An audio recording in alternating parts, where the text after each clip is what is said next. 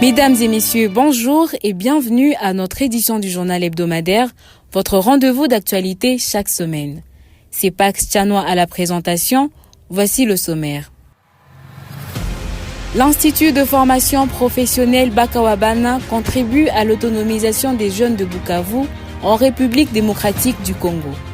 Dans une déclaration, les jeunes du mouvement de la lutte contre le changement Lucha en sigle s'indignent de l'exploitation illicite des minéraux au Sud Kivu. Maître Néné Bintou dénonce l'insuffisance des plénières au cours de la session de septembre. À présent, mesdames et messieurs, nous vous invitons à plonger au cœur de notre journal. Suivez chaque jour la radio web KJN, la meilleure source de l'actualité. Environ 10 formations professionnelles seraient prévues pour cette 4e édition des formations lancée par la Fondation Bakawabana en faveur de la jeunesse des 3 communes de la ville de Bukavu, à son siège sur Avenue Sayo, quartier Ndendere, entre autres la coupe-couture, la conduite automobile, l'art culinaire, l'informatique et l'entrepreneuriat. Dorcas Kwagaza Aurore, directrice de cet institut, réaffirme la gratuité de toutes ces formations et demande aux jeunes de se les approprier pour favoriser leur autonomie.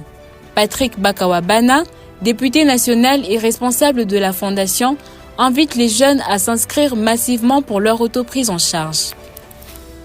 Quelques jours après la libération de 17 Chinois capturés pour raison d'exploitation illégale des minéraux dans le site de Karembo, dans le groupement de Rubimbi, territoire de Walungu au Sud Kivu, les jeunes du mouvement de la lutte contre le changement Lucha se plaignent et exigent la justice pour que tous ceux qui ont facilité cette évasion soient poursuivis. Libérés par les autorités de la DGM qui prétendent avoir agi sur instruction de leur hiérarchie, cela a constitué pour le peuple sud-kivusien un désespoir de très haut niveau, un désespoir sans pareil. Par contre, étant donné que dans cette affaire, il y a plus de questions que de réponses, il y a plus d'aspects que l'on ne sait pas comprendre, la Lucha exige que la justice puisse se saisir du dossier pour que tous ceux qui ont facilité cette évasion soient poursuivis, quel que soit leur rang social, pour mettre fin à l'impunité de ce genre. Que la DGM puisse restituer dans les comptes de la province du Sud Kivu la somme de 10 millions de dollars que les criminels chinois devaient à la province. Pénurie d'eau à Ngouba dans la ville de Bukavu à l'est de la République démocratique du Congo depuis plus de 10 jours. Cette situation serait due à la coupure des conduites d'eau afin de permettre les travaux d'aménagement souterrain car il est souvent nécessaire de les déplacer ou les remplacer pour éviter qu'elles soient endommagées tout au long des constructions. Élie, Monique et David nous fait le point.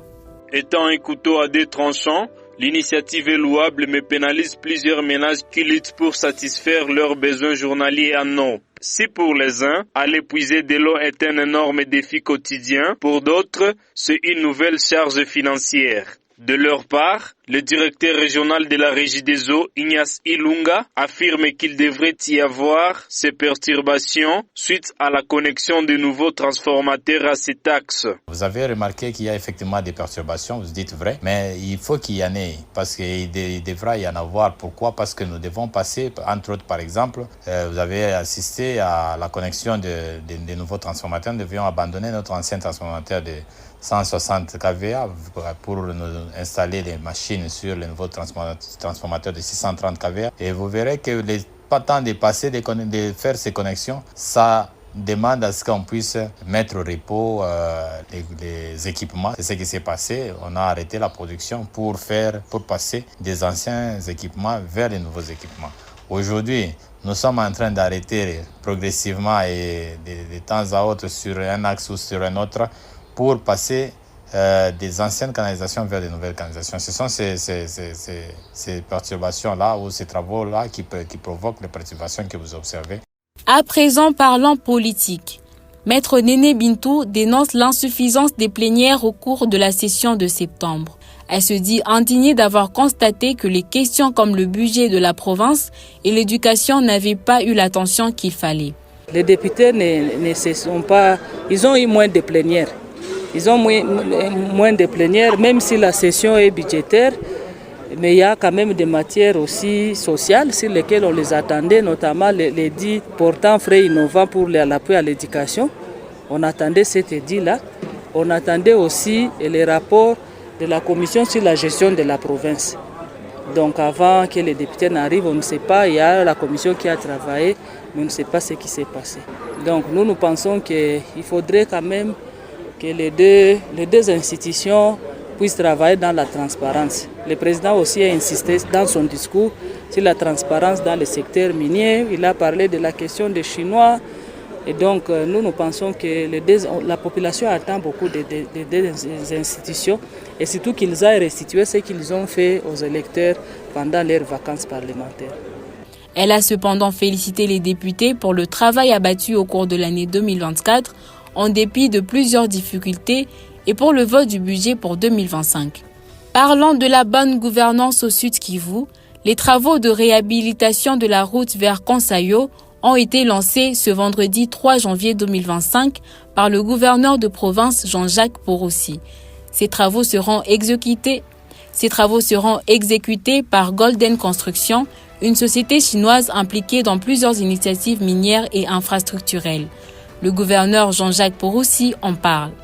Nous avons pris des engagements avec la société Golden Construction, c'est la société chinoise, qui sont impliqués dans beaucoup d'activités minières, mais aussi des infrastructures. Mais nous voulons que les minéraux qui sortent puissent créer du développement et nous voulons que ces sociétés puissent laisser des traces ici.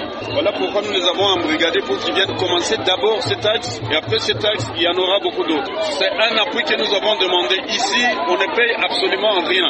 Mais nous avons demandé que ces sociétés, comme je l'ai aujourd'hui, produisent beaucoup d'argent dans ce pays. Ils ont beaucoup de projets. Ils sont sur des projets de la Banque africaine de développement. C'est eux qui construisent la route de Amsar-Kalambo. Ils sont sur Avenue Sayo. Ils sont sur Avenue Tanganyika, Nyofu, Avenue du Plateau. C'est la même société. Pour la population, c'est un grand soulagement car c'est depuis plusieurs années que cette route cause d'énormes dégâts suite à son état de délabrement.